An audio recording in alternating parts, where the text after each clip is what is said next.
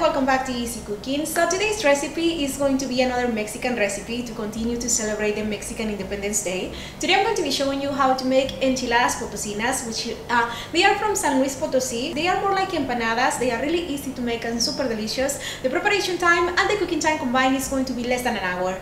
I really hope you enjoyed this video. Let's get started. Remember, you'll find the list of ingredients in the description box of this video, and you will also find it in my blog where you can print the whole recipe. Let's get started. We're going to start by removing the stems and the seeds from the dried chilies. You don't have to remove all the seeds, just shake the chilies a little bit and some of the seeds will fall right away, and that will be plenty. Now in a skillet on medium heat, we're going to toast the chilies for about a minute on each side. And once they are nice and toasted on all sides, pour about 2 cups of boiling water over them and set them aside for about 15 minutes so they can soften a little bit. After 15 minutes or so, the chilies should be nice and soft, so now we're going to blend them. So place them in a blender and also add in all the water in which they were soaked, and also adding 1 garlic clove, salt to taste, and if you want you can also add a little bit of onion in there.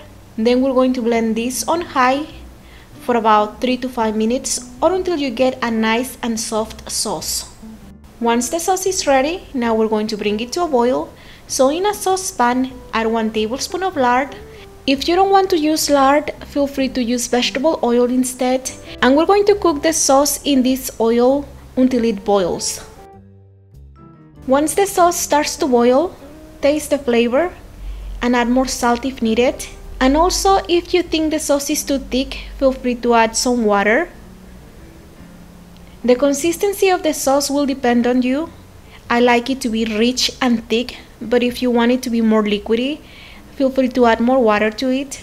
And once you're happy with the flavor and with the consistency of the sauce, we're going to reduce the heat to low and we will continue to boil this for another 5 more minutes. After that, just set it aside to cool down a little bit. Now to make the filling, in a skillet on medium-high heat, add 1 tablespoon of vegetable oil and then cook the onion for about 2 minutes or until it's softened. Once the onion is nice and soft, now we're going to add in the chicken and continue to cook this for another 2 or 3 more minutes just to warm up the chicken a little bit. And once the chicken is warmed through, remove the skillet from the heat. And now we're going to combine the cheese with the chicken mixture. And I'm only using 1 cup of cheese, the other half is going to be for garnish. But you can use all the cheese for the filling if you want to. So toast the cheese with the chicken mixture, then taste the flavor and add more salt and pepper if needed. And after that, also add in 2 or 3 tablespoons of the red sauce. And once again, stir to combine. And for this recipe, we don't want the filling to be completely wet or liquidy. The sauce is there just to add some flavor and some color. So 2 tablespoons of the red sauce is all you need. Now taste the flavor again, add more salt if needed. And once you're happy with the flavor, the filling is done, so set it aside for a minute. Now to prepare the masa, we're going to place the maseca in a large bowl and we're going to season it with salt to taste. To this, we will also add 1 cup of water and stir until combined.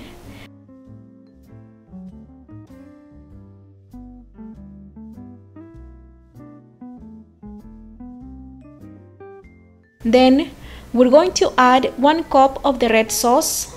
Start by adding half a cup at a time and just continue to stir everything together until you get a soft dough. It will take about 2 minutes or so, and if the dough feels too dry, feel free to add more sauce. Just add 1 tablespoon at a time. You need the dough to be soft and uniform without any lumps at all, and you don't want it to be sticky at all either. You want a dough that is very similar to the masa or the dough to make tortillas. So once the dough is ready, now we're going to grab about 2 tablespoons of it and we're going to roll it to form a small ball. I have some water in here just to dampen my hands in case the dough gets too dry on me. And I'm just going to continue to make small balls with the dough until all the dough is ready. Now using a tortilla presser, we will press the balls to make tortillas. And I have the masa ball in between plastic wrap and I'll just press it down until it's completely flat. And you want it to be as thin as a tortilla, as a corn tortilla, very thin. And right in the center of the tortilla, we're going to add a little bit of the chicken mixture. Then we're going to fold it in half, bring the edges of the tortilla all together to seal them. Like an empanada, as you can see, it's exactly an empanada. And we're just going to continue to repeat these steps until they are all done. I'm going to cover the empanadas with a clean kitchen towel to prevent them from drying.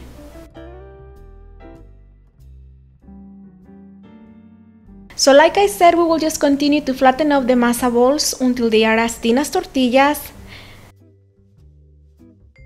Then we're going to add some of the filling right in the center of the tortilla and then we're going to fold it in half, seal the edges together to make an empanada. And just continue to repeat these steps until you have all the enchiladas or the empanadas ready. As you can see, I have all the empanadas ready right here and I'm just going to use a fork to seal the edges of the empanada once again just to make sure they are completely sealed. This step is optional. And after that, I'm going to cook them. And first, we're going to cook them in a skillet or in a griddle.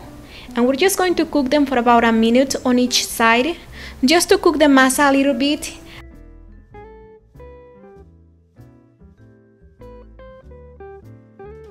And after that, we're going to fry them. So over here I have plenty of vegetable oil that is really nice and hot. Make sure the oil is hot so the empanadas won't absorb too much oil.